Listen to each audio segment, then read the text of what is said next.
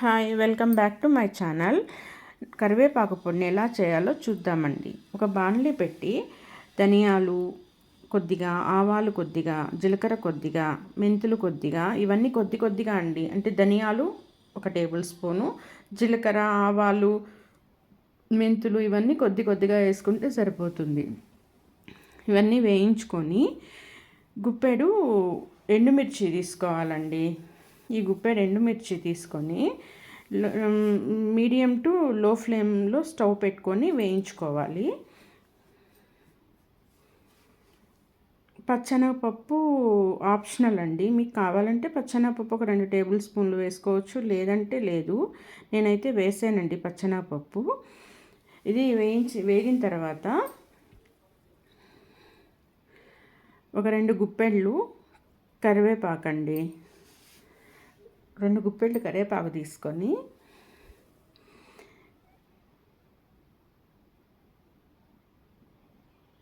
వేయించుకోవాలండి. ఇది లో ఫ్లేమ్లో, మీడియం ఫ్లేమ్లో మధ్యలో పెట్టుకొని వేయించుకోవాలండి.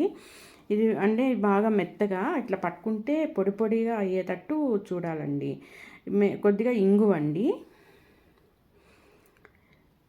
కొద్దిగా చింతపండు వేసి వేయించుకోవాలి.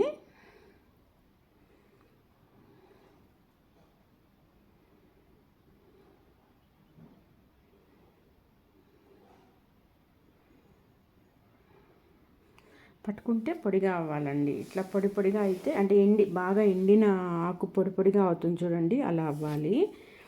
ఈ కరివేపాకు పొడి మంచి ఇమ్యూనిటీ పవర్ పెరుగుతుందండి, పత్యానికి మంచిది, హెయిర్ గ్రోత్ నల్లగా దృఢంగా బాగా పెరుగుతుందండి. సరిపడినంత ఉప్పు. చల్లారినాక మిక్సీ జార్లో వేసుకొని మిక్సీ పట్టుకోవాలండి. పొడి మెత్తగా పొడి వేసుకోవాలి. ఒక 10 వెల్లుల్లి రెబ్బలు వేసుకొని 10 వెల్లుల్లి రెబ్బలు వేసుకున్న తర్వాత మిక్సీ కొంచెం మళ్ళీ ఒకసారి మిక్సీ పట్టాలండి. కరివేపాకు పొడి రెడీ అండి. ఒక సర్వింగ్ బౌల్ తీసుకొని ఆ సర్వింగ్ బౌల్లోకి సర్వ్ చేసుకొని రోజు ఇడ్లీ, దోశ, రైస్ వాటిల్లో నెయ్యి వేసుకొని తింటే చాలా టేస్ట్గా చాలా బాగుంటుందండి. మొదటి ముద్ద కరివేపాకు పొడితో తింటే లోపల మంచి హెల్దీగా ఉంటుంది అని చెప్పనని పెద్దవాళ్ళు అంటారండి.